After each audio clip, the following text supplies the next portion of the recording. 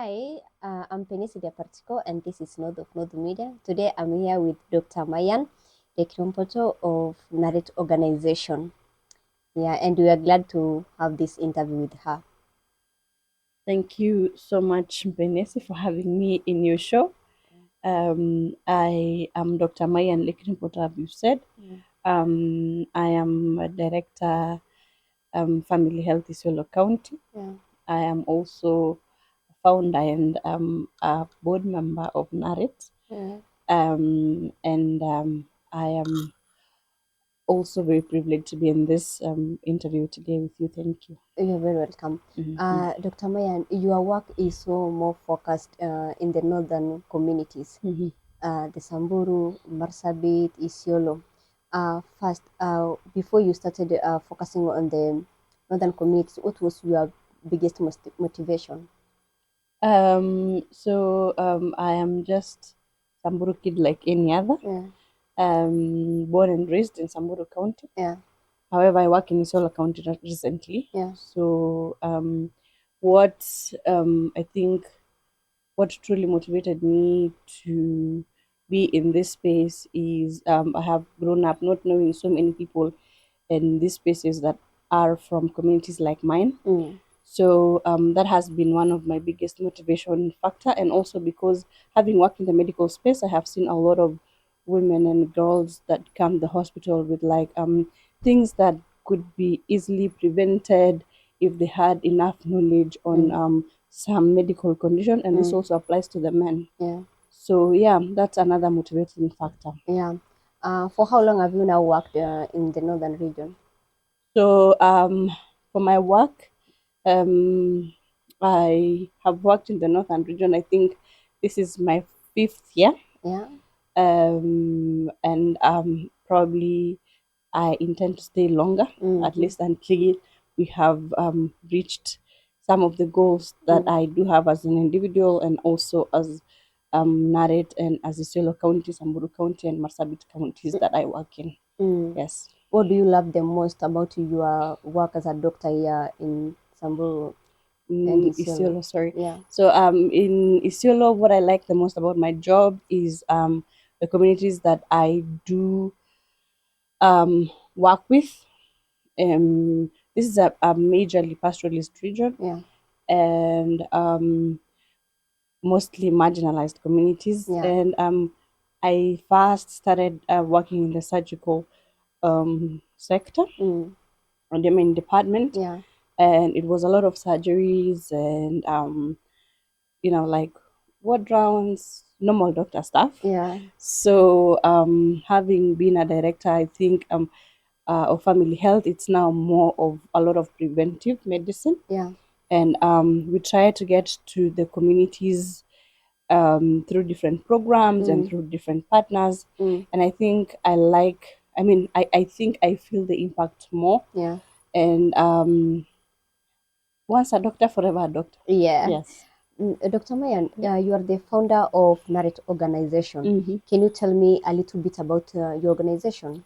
Yes. So Naret organization is a women-led organization. Mm-hmm. It was founded on the grounds of focusing majorly on women health and wellness, Yeah. and also it was formed to really cater for the communities like mine. Yeah. And despite, all the challenges that we do face as people in northern Kenya, communities in northern Kenya, I Mm. felt like Naret would come in and fill the gap where healthcare workers would actually have um, an easy access Mm. to the communities Mm. so that we can bridge the gaps. Mm. Yeah. Um, I see you doing a lot of campaigns on HPV. Hmm. What is the main work of HPV? So HPV, first of all, stands for human papilloma virus. Mm. It's one of the predisposing factors to cervical cancer. Mm. And as you know, that cervical cancer is actually the number one cause of mortality or death Mm. that is related to cancers in Kenya, Mm. and then followed by breast cancer, esophageal cancer, and the rest. But it's the number one cause of death in cancer related mortalities. So and it is approximately around 6,000 women Mm. um, that have had this kind of issues, Mm. and at least 3,900 girls have, I mean, women have passed, I mean, have succumbed to the mortalities Mm. of this cervical cancer. Mm. Yeah. Can you give me a number of how many women so far you've attended with HPV? So for the HPV program, Mm. I'll speak a little bit about cervical cancer. Yeah, yeah. For cervical cancer, as I said, Mm-hmm. it's the number one leading cause of cancer-related deaths. But now, HPV is the number one causing factor for Mm. cervical cancer. Mm. So it's a really preventable disease Mm. because once we have the HPV vaccinations, then we will have prevented. Mm. Also, we can prevent through screenings. Mm. Screenings for the women for the vaccination, it's girls that are below um, 15 years, that's 9 to 14 years that are vaccinated. And then for the screening, it's women that are 30 to 49 years of age. Mm. And then for those that have been probably found with lesions, Mm. invasive or precancerous lesions or invasive Mm. lesions, they can be cured. So Yeah. it's like a three process. Yeah. Currently, we're trying to align with the national government plan or strategy Mm. to really eliminate cervical cancer. There's actually an action plan called National Cervical Cancer Elimination Action Plan that is meant to run from 2025 to 2030, Mm.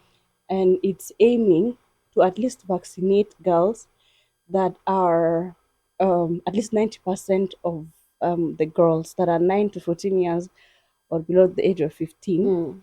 at least 90% of the girls. Mm. And then also Mm. at least have 70% of the Mm. women that Mm. are in the ages of 30 to 49 Mm. or 35 to 45 Mm. screening at least twice annually in their Mm-hmm. lifetime. Mm-hmm. And then we have 90% Mm. of the ones that have been found out, after screening. Mm. Now you go and see whether someone has, It or yeah, not. it has been diagnosed with it or not. Yeah. So for the 90% of the women that have been found out Mm. to have precancerous or invasive Mm. tumors, then they do get the cure. Yeah. So that is the National Cervical Cancer Action Plan, Mm. Cervical Cancer Elimination Action Plan. Mm. So that's what we're trying to align with. Mm. And we're not doing this alone. We are doing together with our partners and our donors. Yeah. Healthier to Foundation being our main donor in this activity. Mm. And so Naret just implements the HPV prevention Mm. step. Mm. Yes. What are some of the challenges that Naret organization faces working in the northern Kenya? So first of all, there is the accessibility to this community is quite hard. Mm-hmm. Another thing is there's actually low to no knowledge about Mm-hmm. HPV. Mm-hmm. There's a lot of myths and misconceptions in the communities about HPV. Some Mm. people think it's family planning for Mm. their girls. It's it's like a birth control plan, Mm. and also the another problem that we do face is the accessibility to the youth that do not go to school, Yeah. because also of illiteracy still. Mm. So we are trying to actually mitigate those problems Mm. by having something called the Manyata HPV editions, Yeah. where after the schools close, Mm. we actually go to the Manyatas, camp there, and vaccinate the girls. And for the schools now, we make sure that we liaise with the head teachers, community gatekeepers, religious leaders, and the likes to be able to emancipate the masses. Another problem about HPV is the fact that there is actually zero to lack of knowledge of HPV Mm-hmm. amongst these communities. Mm. So what we're trying to do is to sensitize as many people as possible Mm. using their local languages. Yeah. So we have flyers, we have the CHPs, we have the CHAS, community health assistants and promoters Mm. that basically help us dispense the knowledge to the people on the ground Yeah. and try to make the education as accessible as possible to these communities, to the Turkanas, Rendiles, Mm. um, Samburus, and the like. Yeah. Yeah. Let's go back to the illiteracy part. Mm-hmm. So our communities most are not learned, Mm-hmm. right? And Mm-hmm. then they're against HPV because of the mindset that they have. Mm-hmm. So how do you explain to them? How do you make them agree Mm-hmm. to get the HPV? So first of all, before you vaccinate anyone's children, there's actually, according to the medical legal guidelines of Kenya, Mm-hmm. it's actually something called patient autonomy. Mm. So there's a clear rule that if you do not, if a patient, I mean, a parent does not want their child to be vaccinated, Mm-hmm. that's okay because they have a right to. Yeah. But most of the time comes from the Mm. ignorance and the lack of awareness of what HPV is. Mm. So what we do, number one, we, as I've told you, we use the local languages to actually teach them what HPV is, Mm. and that's through the media, the radios, Mm. you know, Mm. the community health Mm. assistants, the Mm. promoters, Mm. and also different community gatekeepers. Mm. But still, there is also the consent forms that we give to the girls. Yeah. So we don't just go and Mm. vaccinate Mm. people. Mm. We also are guided by the Kenyan law, Oh, yeah. and you have to give them a consent form to sign Mm. to agree Mm. that yeah they have consented to the vaccination, Mm. despite it being like being a program that is already has been run. I mean, has been started by the government. Mm. So it's just good to have consent. Mm. So yes, but it's normally a very smooth process. Yeah. I mean, for the past couple months. Yeah. Is Naret organization only focused on health? Is it just all about health, or you guys help the community with other stuff? So for Naret, it's majorly on health, but we also have climate resilience programs. Mm-hmm. Like we're currently doing something called Westgate's climate resilience Yeah. program, Mm. where we are about to start having the because everything really stems from health if Yeah. you think about Yeah. it. Yeah. Because we're doing this because of the nutrition. Mm. So we want to start the normal gardening and Mm. teaching our people at least that there's actually alternative way of livelihood Mm. except the pastoralist way of Yeah. life. Yeah. So we want to start teaching them about that. Mm. And as I've said, most of the things stem from health. Mm. So we end up most of the time having branches of things that we do Mm. that really come to fruition because of health focus. Like we Mm. have the bonfire health talks, I think you know Mm. that. Mm-hmm. Yeah. Yeah. Yeah. I know And that. the bonfire health talks are normally about um, different health topics and everything. But as we progress, we actually see that it's actually leaning towards governance, women empowerment, Mm. youth empowerment, because Mm. we have talks with the Morans, Mm. talks with the men, and Mm. yeah. Yeah. So how do you balance your work being a doctor and the founder of Naret organization? So first of all, as the founder, and I think and the board member of Naret, I think I have stepped aside a little bit. Yeah. So because I'm majorly focused as a director of Isiolo County right now. Yeah. So however, I get to also make key decisions in Naret, Mm. and I wanted. I mean, the way I actually do strike a balance between probably Naret Mm. and um my work is because I don't actually think it's a balanced strike. It's just, I think it's two things that should work in synergy because it's all health. So most of the time they would consult me over, oh, what would you do about this thing? Mm. Probably a medical condition or Mm. something in Naret that requires probably a doctor's advice. I would advise that. So it's, if it's my work, it's also very much leadership oriented, just the way it's. So it's mostly trying to make things synergize Yeah. more than striking a balance between two separate worlds. Yeah. Mm-hmm. How are our communities responding to your work so far? So far, so very excellent. Yeah. Is there something called very excellent? But anyway, so Uh, far so good. yeah.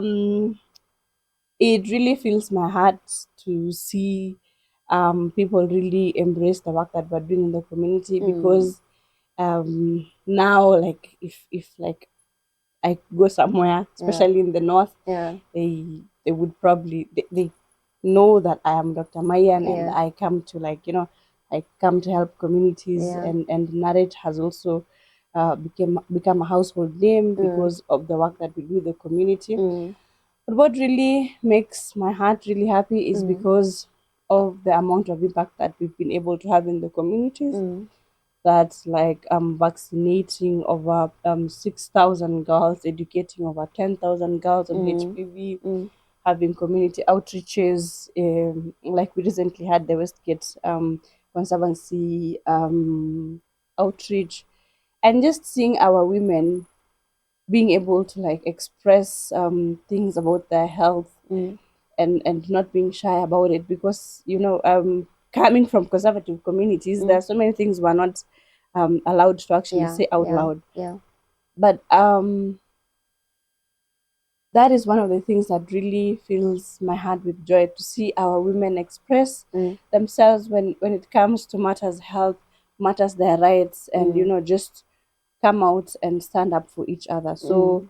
um so far in the community, I love working with the communities. Yeah. Yeah. Yes. Where do you guys see yourself in the next 5 years to come as an organization? An organization in the next 5 years, I think, would scale up things Yeah. completely, especially the HPV vaccinations. I Mm-hmm. think we would go national level, Mm. and to other counties, Mm. and probably the sub-Saharan Africa, Yeah. and also I think have enough reach out. I mean, enough impact Mm. on the communities. Not, Mm. I mean, like, not only the northern Kenya, Yeah. Yeah. but the entire of Kenya. Yeah. So yeah. There is a girl or even a boy from these communities Mm-hmm. who love your work and you're an inspiration to them Mm. as a doctor and also as the director in the organization. What is your message for them today? My message to anyone watching me through North of North Media is that I think keep going, Mm. because Providence will always find you. I Yeah. think I've spoken about Providence so much during the day today, Yeah, yeah, and I feel like that yeah. is actually Very. one of the things that, because most of the time we do things chasing so many, having different motives, Yeah, yeah. money, Mm. fame, and Lifestyle. everything, Mm. lifestyle, Mm. exactly, Mm. recognition and Yeah, everything. yeah, yeah. But discipline, and having like, having the nerve to stand for what you truly believe in, despite people probably not believing in you, Yeah, people having different opinions and yeah. everything. Mm. The the the the the motivation to stand on your 2 feet, and decide that this is what you want and this is where you want to be, Mm. is an admirable thing, and I Yeah, really truly honor and admire people like those. yeah, And then Providence will come. yeah, Yeah, yeah, the wealth will come, everything that you would want would come. yeah. But then first have discipline, and just do not be scared of the world. The world is a very big place Mm. and Mm. intimidating, Mm. but we are people that are actually designed to change the narratives. Mm. Yes. Thank you so much, Dr. Mayan, for this conversation. And thank you for the incredible work you are doing in Northern Kenya. Thank Yeah, you I'm so your much, big Vanessa. fan. Yeah, and Thank I'm you. so glad that you're doing that. And may God bless the work of your hands. Thank you so much, Thank you. Vanessa. And I know you're also a woman Yeah. in like, this spaces that you're also trying to like you're up, like, you've started North Media, Yeah. and I'm very proud of you as my small Thank sister, and you. we will keep on working together, Thank you, sis. and so that we can actually have impact on our Yeah, communities and yeah, our people. yeah, So yeah, feel free to reach out to Naret anytime and to yeah. reach out to me. Thank you so much. Thank Thank you you so so much much. for having me, North Media. Yeah, you Thank are you. very welcome next Okay. time. Oh, This is North of North Media, and thank you for watching. thank you.